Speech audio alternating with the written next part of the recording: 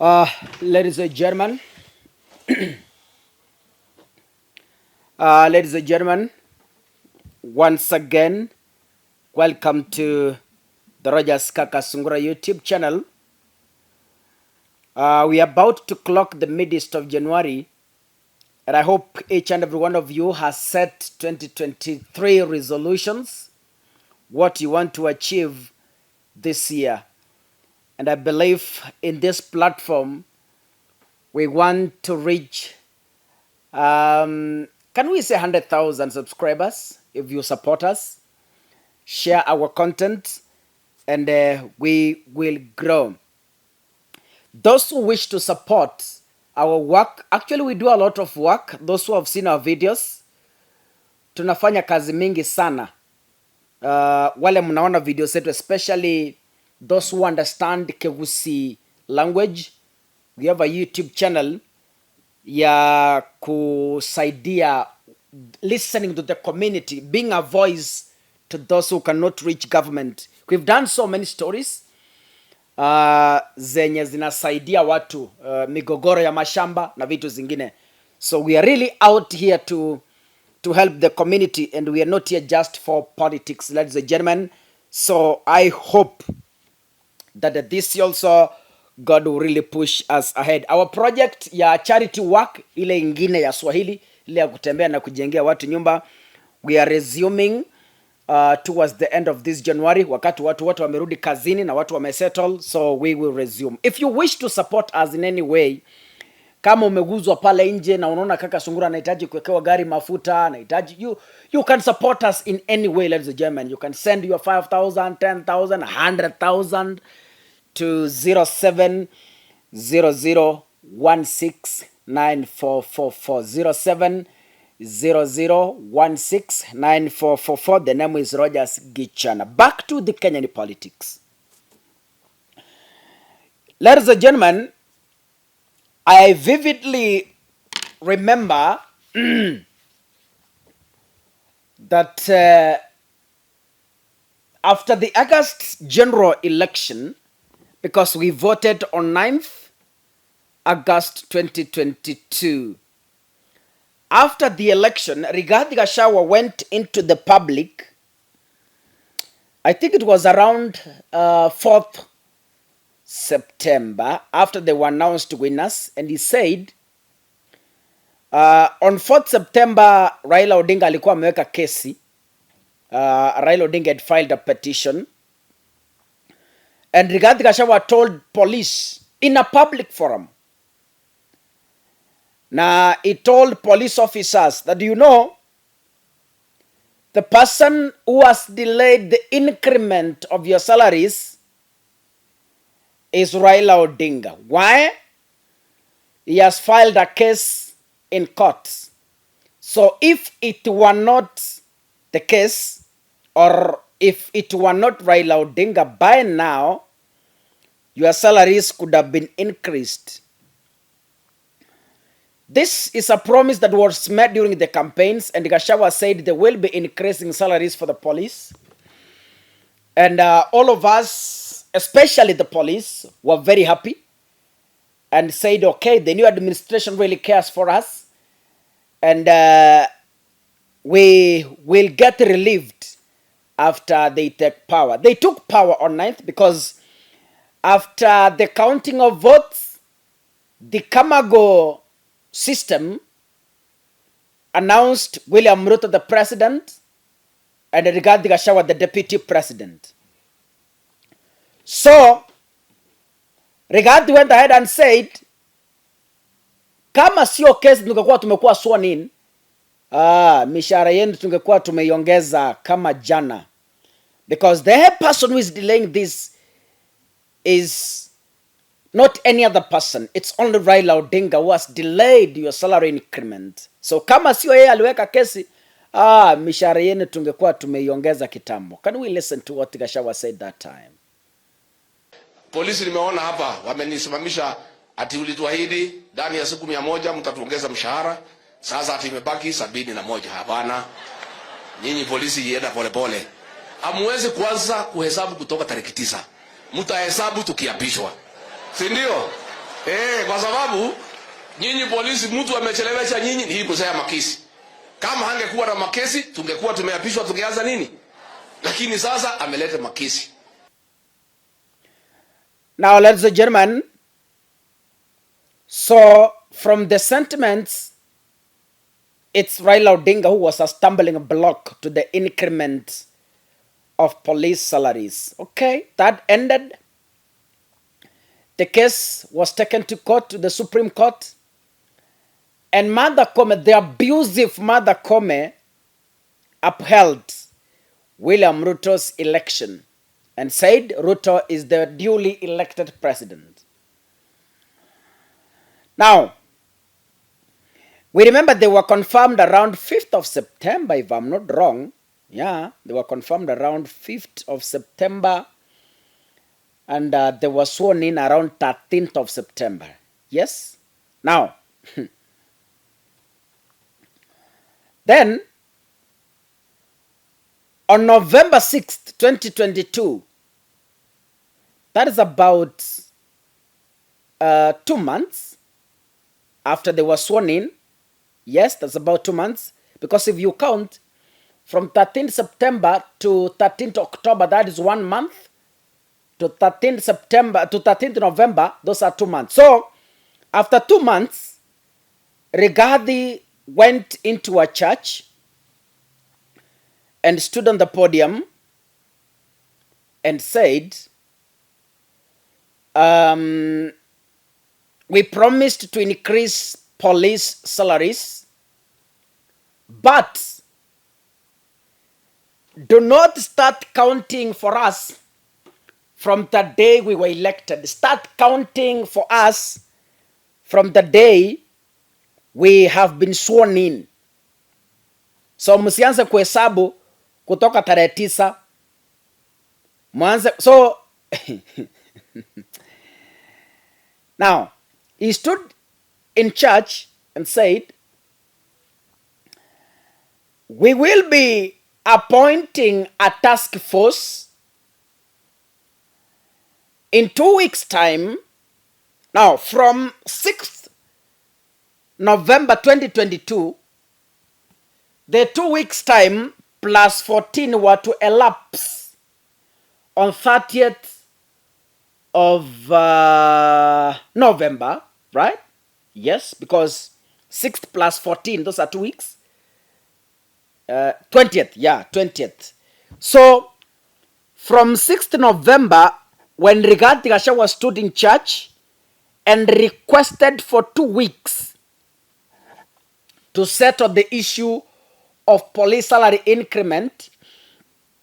So police expected that by 20th of November 2022, because those are 2 weeks, mishahara yao ingekuwa ishaongezwa.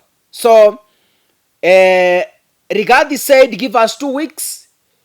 We will appoint or we will create a task force to look into the issue of your salary increment. Can we listen to what Gachagua said that time in church? Ndio maana nawaambia hawa watu wanatumia kanisa kudanganya. Mtu anasimama kwa madhabahu kanisani, ameshika microphone ndani ya kanisa, mbele ya madhabahu, anadanganya wa Kenya, anadanganya innocent citizens. What a shame. Can we listen to what Rigathi Gachagua said at that time? A few officers are impatient. The day before yesterday, I was going somewhere and I met an officer as I was passing, and he looked a little bit not himself. I think he had taken something, but surely it was not tea or water. And he asked me, wewe Rigiji, si mlisema ndani ya siku 100 mtaleta kamati ya kuangalia mishahara yetu? I want to tell you, please, msituharakishe. Don't count the 100 days from the day we were elected, the 9th of August. Start counting from 13th of September when President William Ruto was sworn in. Those days have not expired. They'll expire on the 24th of December. In the next 2 weeks, President William Ruto will unveil a task force to review your terms of service and condition. And that task force will follow the bottom-up approach. It will start listening to the constables. Then it will listen to the corporals. Then the sergeants, the senior sergeant, the inspector, all the way to the Inspector General of Police. The same will happen in the prison service. The same will happen in all the other disciplined services that we have. Once we are through listening to the officers, you must allow us also to listen to the people of Kenya. They also have certain things they want you to do differently. We'll also listen to the people of Kenya, so that at the end of it all, we have recommendations of what is good for our officers, to uphold their dignity, to pay them well, to give them decent accommodation, and to allow them to work professionally. At the same time, we'll get the police to follow the recommendations given by the people of Kenya, of their expectations of how you should work, because they are the taxpayers and they have a say. So once that task force has been rolled out, I want to urge our officers across the country, avail yourself to give your views. And we'll make arrangements that the team comes across all the counties to listen to your views. But I'm sure at the end of it all, we'll get good recommendations, and we shall be able to look afresh on your terms so that we pay you well, we get you the necessary allowances, we look at your insurance, we look at the risk allowance, we look at your uniform, we look at all those aspects that have been disturbing our officers. And admittedly, CS, we have had serious challenges across the country of increased incidents of suicide among our officers because of the problems that are there in the service. Because for the last 10 years, nobody has ever looked at the welfare of these officers. And because of the pressure of work and the cost of living, we have had very unfortunate incidents among our officers, and the government is well appraised of that situation, and that should be addressed as we go on. So mimi nimeshukuru sana. I want to say thank you very much. Continue doing the good job you are doing. We are behind you. We'll give you the necessary support. The Commander-in-Chief is up and running. He is a very active president. He'll be all over the country. And when you see him, also say jambo. And if there are issues, raise them with him directly. Hii ni serikali ya watu ya hapa chini. Hakuna uoga mingi. If you come across the president, you have an issue, there is no problem. You raise it with him and it will be taken in good spirit. Now, ladies and gentlemen, you have heard it very clear. So, he requested 2 weeks. So, ilifika November, on 20th, after 2 weeks, Gachagua went silent. Hakuwahi zungumzia tena that issue of salary increment. Until today, when him and William Ruto went to inspect or to oversee the police pass out. And all of us expected that this was the right time that Gachagua was to give an update on the progress of increasing police salaries. All of us, even me, I was actually waiting. Mimi nilikuwa nangoja sana, and I was like, okay, sasa hapa, because Gachagua alisema last year, November. So from November 6th to December 6th, that is 1 month, to January 6th, those are 2 months. So mimi nili expect kwamba, okay, this is a good platform for the deputy president, the mouthy deputy president, to stand and give us an update on the progress of increasing police salaries. To my surprise and very unfortunate, Rigathi never mentioned anything to do with police salaries. Not even whispering. I listened the whole of his speech. He didn't say anything as far as police salary is concerned. The only thing he did is blaming Raila as usual. He said, ati sasa nilikuwa nafikiria kama Raila angechukua uongozi, sijui nyinyi kama polisi mngekuaje. You promised police to increase their salary. You have failed to do so. You lied to police in broad daylight. You lied to police in church. Wamevalia ngozi ya kondoo.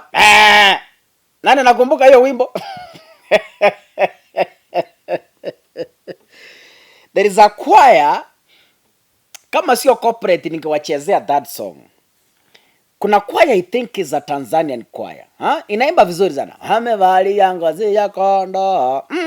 Wamevalia ngozi ya kondoo. Hawa watu wamevalia ngozi ya kondoo, lakini nyoyo zao ni umbwa mwitu, makatero wa hali ya juu, matapeli wa kutajika. Mulitapeli polisi ndani ya kanisa, mchana kwa madhabahu mukatapeli polisi. You lied to police. You falsely promised police, and up to date, you have not fulfilled whatever you told police. I wish mtu angechukua hii video atumie Rigathi. Najua kuna marafiki wa Rigathi mnao nitazama. Tafadhali naomba mtumie hii video yangu, itamsaidia. Send Rigathi Gachagua my video. I need to talk to this guy at a personal level. Ladies and gentlemen, I know you are able to send this video to him. Share this video until it reaches him. I want to tell him, it's time you come back and apologize to the police. Please, with all due respect, come back and apologize to innocent police officers who are suffering in even guarding you as a person. Ulidanganya maaskari wanapotembea na wewe kwa gari moja wakikulinda. Wanakufikiriaje? You gave false hopes to innocent police officers. Police walikuwa wameanza kupiga bajeti vile mshahara itapanda. Oh, poor police officers. My goodness. God forgive. Police had already started visualizing on how they will have a good life. You lied to innocent souls.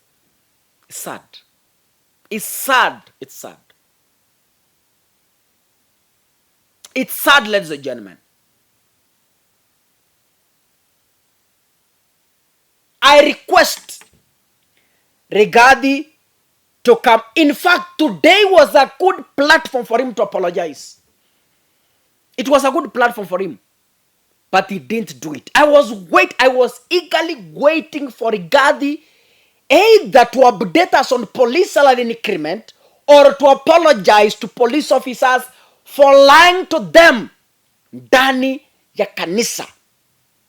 Munajiita wahubiri, lakini nyinyi ni matapeli wazito.